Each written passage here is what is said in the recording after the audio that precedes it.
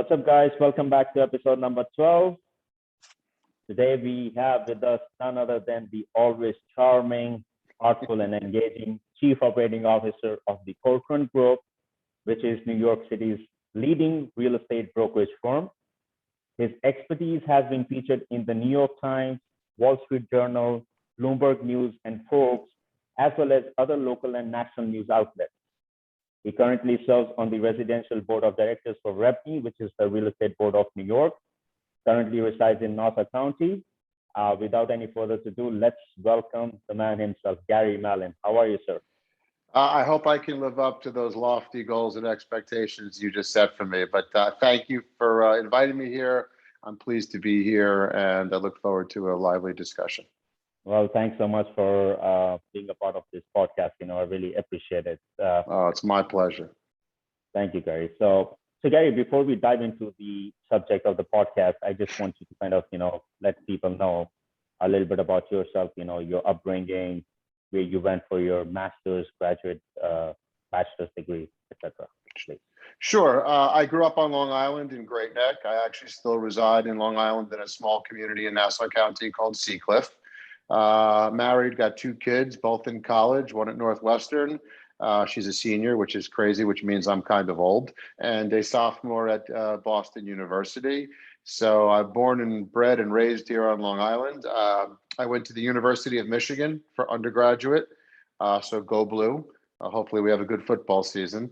And then I went to law school at Tulane. So I enjoyed 3 years down south having some fun. Oh, wow. Wow. That's interesting. I have a question now. So I know you said you went to a law school. So let me ask you, you practiced as an attorney for the first 5 years in your profession. Am I correct? Yeah, I practiced from 1993 to 1998, correct. So how did the transition into real estate happen?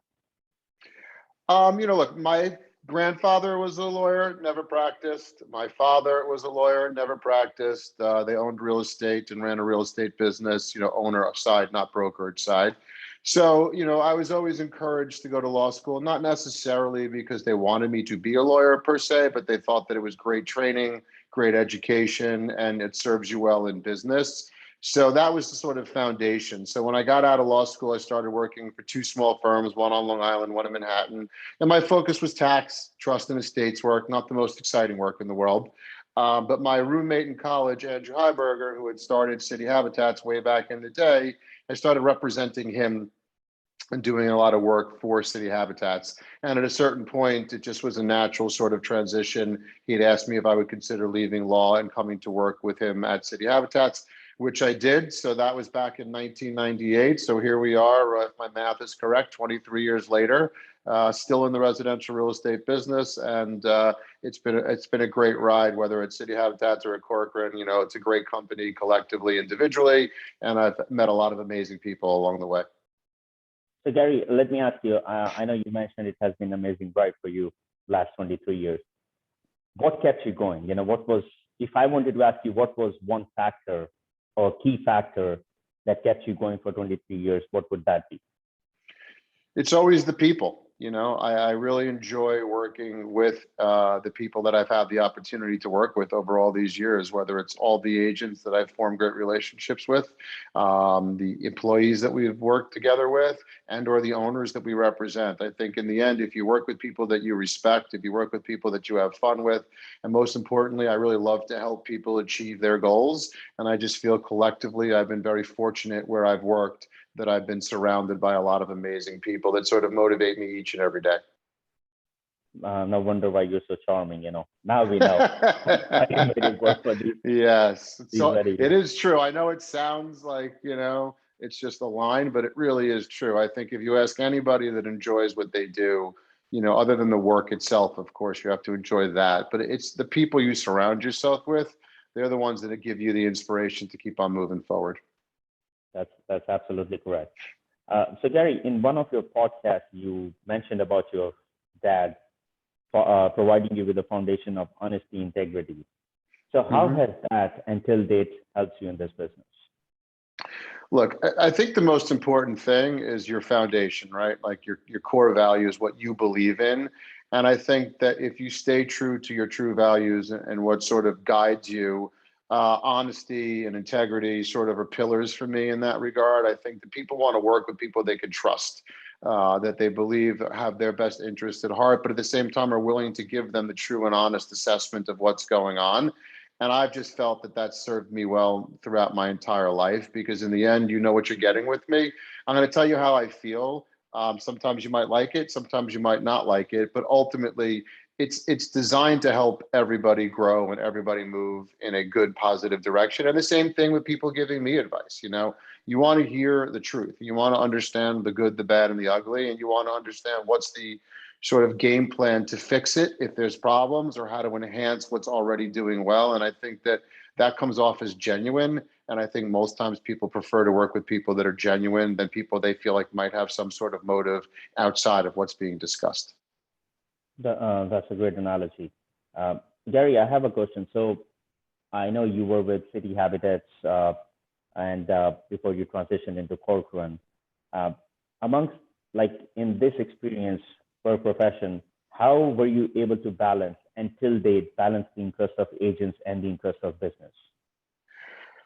Look, I think that, you know, I've always felt, and I still do to this day, that we work for the agent, right? I think that if you put your mind in that sort of perspective, it's like, what do we need to do to help agents grow and help agents build their careers? And I think that if you're always looking for that perspective, if you're always looking to find a way to help people achieve their goals, most times your goals align. You know, it's not always that it's identical. Everyone does have different perspectives, you know, and that's what makes a healthy discussion and a healthy debate. Just because I think I'm right or an agent thinks he or she is right, it doesn't mean that they are or they're not. But to have an open forum, to have a discussion, to understand each each party's needs, and then trying to craft a resolution that satisfies that, I think that ultimately that's how you come out on top. I don't need to be right. I don't think everyone's right all the time. I think that everyone brings different perspectives based upon their experience and what they're doing. And you need to have an open mind to understand where they're coming from. And I always have said, like, it doesn't make a difference what part of the company you work in. Everyone sees something different, right? I see something different than a manager in an office. You see something different than an agent on the street. And if we're all talking and we're all collaborating and we're all trying to find ways to be better, then in the end, I think we ultimately come out with a positive result. Um, Great. Uh, so Gary, I know you're at Corcoran. Before I dive into the real estate market trend of New York City, I just want to ask you, what is the corporate culture at Corcoran, and how do you keep the agents motivated? You know, like in terms of hardship, especially what we went through in 2020 with the pandemic. You know, and still feeling the aftermath. Listen, and first and foremost, you know, the culture of Corcoran is all about helping and all about, you know, staying ahead of the game, trying to be a leader in every way, shape, and form, but also understanding that this is a people business first and foremost. And if you put the needs of your people out front, if you communicate, if you're transparent, if you're honest, if you're constantly looking to do things the right way, I think that that's what people look for and that's what people want and that people are attracted to. So I think those sort of values that we all have in the corporate office down to the offices and the agents, I think we all work together because we all kind of feel the same thing. Like, it's a tough business. We certainly understand there's some shady characters that are out there, unfortunately, in our business, but we want to hold ourselves to a different standard. And I think that, you know, people with like-minded abilities and desires sort of attract to one another. So I think it's really just about that. And I think COVID was a really good example of the fact that Pam and I really knew and felt at our hearts that communicating regularly and consistently, whether it's with our management team, the executive team, with the company at large, with the people that we do business with, if you're out there communicating and you're out there explaining things to people, I think people feel supported. And I think people feel like, you know, this isn't just a business, right? If you can choose to work anywhere you want to work somewhere where you respect the overall, I guess, perspective and philosophies of the company. And I think Corcoran is such an incredible company with such talented people and such passionate people that our job is to just trying to find a way to every day be better than we were the day before and make sure that we're listening. And I think that that came out loud and clear from everything that I heard from our team over COVID. We really stepped up and they felt supported. I mean, that's absolutely correct. And being a part of Corcoran myself, I can definitely speak highly about yours, Pam's, Ryan's, education department, advertising department, everyone like putting in the work to keep us afloat, keep us motivated. So I think that's kind of is the core and what makes Corcoran the number one firm in New York City, in my eyes. Yeah, thank you. Uh, I'm like, for us, the theory always was we want to rule the recovery, right? So right. we made investments in the company during the downturn, just using an example of rolling out, our new CRM close. Like the whole concept was just because things are a little bit chaotic, but we don't necessarily have a full understanding of how long things are going to take and where we're going to be. If we stopped making investments in the company, if we stopped making investments in our people, when the market turned like it did, we wouldn't have been prepared to execute. And I think that everything we did along the way was to say, when we can hit reset and when we can hit go, we don't want to start those investments. We want to have already made those investments. And I think that really helped us capture the business that was out there and really hit the ground running versus trying to sort of revamp ourselves throughout that process. So I guess from what I understand, it was the proactive approach followed by all of you at Corcoran that kind of led us, apart from the other competitors in the business. Right. We did not want to be playing catch up once business was open. We know how difficult it was for everyone in this organization to sort of shift, in particular agents who, only make money if they're doing deals. And if you can't do deals and you can't be in business and you can't be out there working, there has to be other things that we could do during that downturn, whether it was, the agent studio team led by Mark Alter and all the amazing trainings that he was able to put forth. Like people felt connected, people felt they were being educated, people felt that they were in a position to excel when we were allowed to hit the ground running. And I think that all of those decisions we made collectively as a team really help everyone in the company achieve the sort of success that we're having right now. Absolutely. Now back to the New York City, there has been a lot of talk, I would say since last May, hey, that New York City will never be the same. People are fleeing New York City, running to Texas, Florida, etc. It will never be the same in terms of real estate. What are your thoughts on that? You saw it happening, so. Look, we have some benchmarks that have happened in the city previously, whether it was 9/11, and it's amazing to watch all these, videos and documentaries that are going on that 20 years later, what's going on. And, so we had that shock to the system, obviously different than the current situation. We had the great, economic crisis, and all of those things. Historically, the first thing that you would hear is that sort of New York is dead. No one wants to live in big buildings. No one wants to live in high rises. It's too expensive. We've heard it all before. And my philosophy is, and always will be, is that New York City is an incredibly dynamic place to live, and it has proven itself to be resilient. And I understand and respect that if during the darkest days of the pandemic, when, businesses were shut down, you couldn't really do anything, it stands to reason that New York City would suffer during that time, right?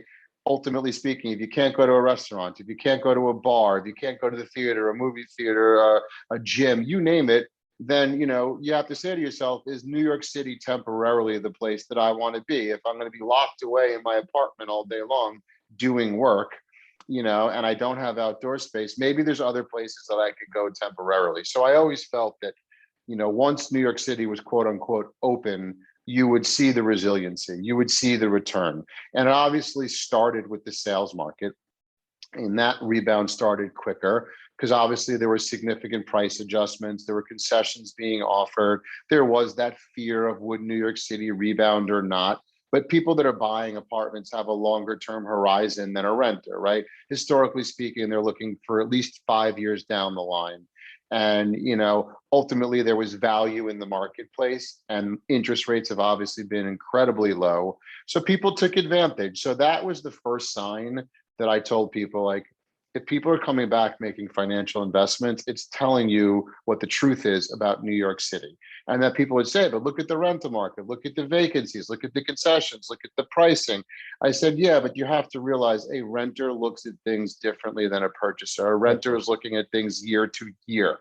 And once the city becomes the city, I assure you, the city is going to rebound. And what we have seen, and you could attest to this yourself, this has been the busiest rental season that I think I've ever seen in the history of me being in this business. And I attribute it to three factors.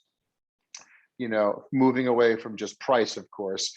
People that should have moved to the city in the summer of 2020 didn't because of the pandemic. So those people all came back to the city this summer. People that were supposed to move this summer, meaning people who were graduating college and grad school and taking jobs, were here. And all of those people that left the city temporarily were all coming back in droves. So I think it just tells people that, you know, sometimes we're victims of the moment, right? Where all the information we read sort of lends to the narrative that someone wants to put forth. And the narrative for a long time was New York City is dead. I think true New Yorkers, people that have been in the business, people that have seen cycles, realize that was likely blown out of proportion. And I think if you look at where we are today in the sales market, in the rental market, in the new development market, I think that everyone would be pleased where we are. And many people would be surprised how quickly it rebounded. But that's just because New York at its core, you know, has so much to offer people. They wanted to be back. Like there was this desire to get back to the city. That's a great point you mentioned. And I just want to chime in a couple of things. Talking about the resilience, yesterday an article came out in Bloomberg, and the title was New York City is emerging as one of the world's most resilient big cities in the wake of the pandemic. And according to the article, they feel that the density, couple of things. Number one was the financial factor or the financial industry that New York City has to offer. No other metropolitan offers in the United States. Second, they thought, according to them, when they did a survey, they found that New York City has the most amount of population density, which is 28,000 inhabitants per square mile. And in second place was San Francisco, which was about 18,000. So which means New York City was around about 60% more than San Francisco in terms of population density. So your point is absolutely correct. Like, you know, when people were saying, oh, it's dead, it's dead. You know, New York City is one of the most powerful cities in the world. And once again, you know, it will always be New York City, right? So, yeah, I mean, if you think about it, like from a cultural perspective, the theater, the arts, museums, film industry, television industry, then obviously the financial industries, you know, you have such a diverse workforce, technology firms, Google, Facebook, you know, we're just a very diverse population of people with a very diverse business, you know, sort of foundation. And I think that ultimately it's completely natural that people were scared during the pandemic. It's completely natural that people want to, you know, go places where there's more space, you can be outside. You know, all of that is logical, but it's equally as logical when the sort of barriers that are removed from why you left are removed, that most people ultimately come back. And I just think that people just need to sometimes like let things play out versus like making these wild proclamations of what the future is going to be. You're starting to see retail deals happen in New York City. You know, obviously a lot of that has to do with population coming back. A lot of that has to do with prices are more reasonable, you know. And so the interesting thing will be is, and I don't think you're going to know for sure in 2022, but in 2023 and beyond, like what is the office environment going to look like? You know, there's definitely been a shift in terms of hybrid working philosophies. A lot of companies probably never thought their workforce could be as effective and as efficient, you know, from a virtual representation versus in an office representation. You know, and I can only speak for Corcoran, you know, and companies that I know that I've spoken with. You know, the people stood up and they worked hard and they really delivered and they executed at a very high level. Because when you start to truly analyze like what goes on, I could just use myself as an example. I was previously spending close to 3 hours a day commuting, Yeah. and while I was commuting, doing that, I was not and could not be as effective as I am using those 3 hours at home. Now, there are other aspects of being in an office that are critical: collaboration, creativity, social, etc. And all of those are important. But I think there is going to be a shift in the balance of how people act, mainly because the results were proven to be so incredibly successful. But I think in 2023 and beyond, is you will likely see, like, is this shift permanent? Is this shift temporary? Or is there a little bit of both? Because I think we're still dealing with Delta right now. We're dealing with other variants right now. We're dealing with a lot of other, issues that we didn't think we were going to be dealing with. So I think it's a little too early to say what the future holds. And a lot of companies are already telling their employees, oh, it was supposed to be after Labor Day, then it was October, now it's January.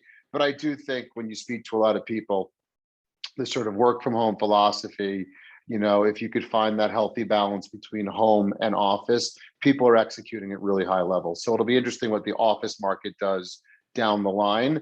But I don't think you're going to know truly for about a year or so. That is correct. And you know what? It's mind-boggling that 75% of the commercial space in New York City is still vacant.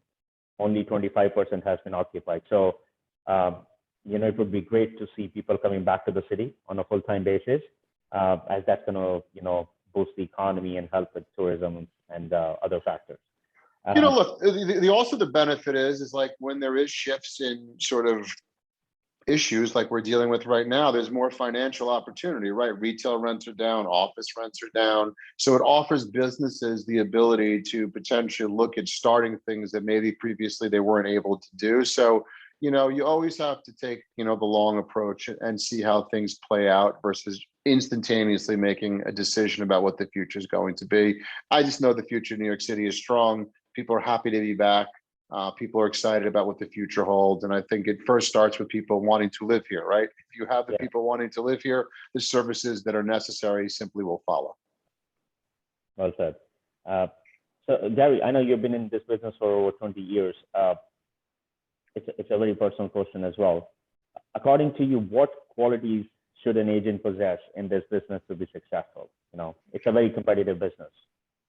Just like first and foremost, I think you always have to be willing to change and adapt.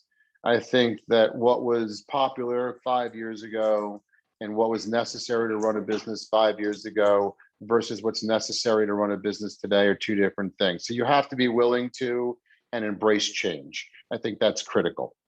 Number two, you have to be someone that's outgoing in many ways. Like, this is a tough business. I always give agents a tremendous amount of credit for what they have to do and how hard they have to work and what's required. So to be outgoing, to be willing to, work with many different people, to understand that you can't win every single deal, but you need to be out there, you need to be connected, you need to be networking, you need to be utilizing social media.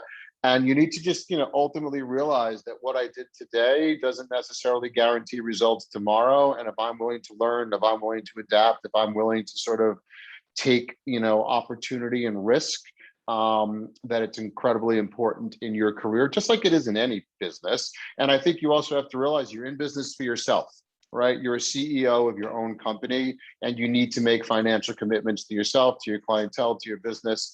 And, not everything you're going to do is going to work perfectly, but if you don't try, you don't know what the results are going to be. So I ultimately think it's a combination of, having great sort of resiliency and ability to see, really adapt to what changing environments come your way. So Gary, now I know like Corcoran is the #1 real estate brokerage firm with more closed residential sales than any other firm, surpassing other competitors. What were the key factors you think helped Corcoran achieve this amazing feat? Well, first and foremost, it's our agents, right? We have an incredibly dynamic, smart, professional group of agents that really love what they do, have deep relations with the communities in which they work, and sort of really are leaders in their field. So I think it always starts with the agent population that we have here at Corcoran. I also think that we, from a corporate perspective, want to ensure that we're always moving forward, whether it's our social media presence, whether it's our SEO presence, whether it's our technology, whether it's our facilities, whether it's our website, whether it's just the structure of the teams that we have working here. I think that we're always looking to add value along the way, and that we're not saying just because we're at this great position at the top of the heap that we should rest. I think it's once you get to that position, it's harder to continue to maintain and grow that position. And I think a lot of people in business sort of feel like success is a ladder. Like, you take one step up, that's great. You take another step up. And once you're at the top of the ladder, you sort of achieved everything. And now you could sort of take a step back, take a deep breath and relax. The truth is success is a circle, right? It keeps on growing. It keeps on building. So we understand that, and we understand that if we rest on our laurels and we don't make the necessary investments in our company and in our business, then ultimately it's going to hurt everybody throughout the organization. And a great example of just growing and building and sort of, capitalizing on the Corcoran brand and name is the incredible success we have had in the franchise arena. It just shows you what people think about the brand and what they think it's going to do for them and their businesses. They're making decisions to change from one brand to another brand, and they're coming to this brand. So I think it's a testament to everyone that works here in every department. Like, we're very focused on growth, and most importantly, focused on what agents need to be successful. Well, Gary, being an agent myself, I have to give props to all the senior executives, including yourself, for continuously providing us with the support, the inspiration, the motivation for us to keep going. So personally, I really want to thank you and everyone else on the team, including Ryan. Yeah, we sincerely appreciate that, for sure. It's very important to us that what we do actually works. Listen, sometimes we're going to take some risks in certain directions and see if they work or they don't work, but that's just part of business. But in the end, it's good to hear from someone that's seeing and using the results that we have put forth and they're working. That's really the most rewarding thing. So thank you. Thank you, sir. This has been a blast. Just a closing statement. I just want you to, what would be your message to the audience who's watching this podcast? That stay positive, stay focused, stay committed. There's always an opportunity coming your way. You just don't necessarily know where it's coming from. And, I think being smart and being educated about what's going on in the marketplace, take in all the information that you could possibly take in, take some risks. I'm a firm believer in utilizing your CRM to tap into your database. I think that a lot of people feel like they don't have the time to do it, but the most important thing is staying connected with your customers on a regular basis and just get out there. And I think that good things are always going to come. It's not every day things are perfect, but if you keep, a committed, focused, attention to what you're trying to accomplish each and every day, and then utilize the team, whether it's your local office team or the corporate team. The goal is to help and the goal is to grow. And I think we collectively have the best team in the business. So I feel very fortunate to work here and to be in the position that I'm in, because I learned so much from everybody at this company. And we've all grown together over the last 18 months or so in ways we didn't expect. And I think we've set ourselves up for great success. Love it, Ryan. I just love it, Gary. Well, Gary, this has been a blast. I mean, I really had fun. And you definitely stood up to your, charming, engaging personality. So, well, I appreciate that. Thank you so much, Gary, for your time. And I look forward to speaking with you again. And absolutely. Wishing you a great day. Okay. Thank you very much. Right. And continued success for you. You're doing an amazing job. We really appreciate it. So thank you very much, Abo. Thank you. Bye-bye. Have a great day. Thank you. Bye-bye.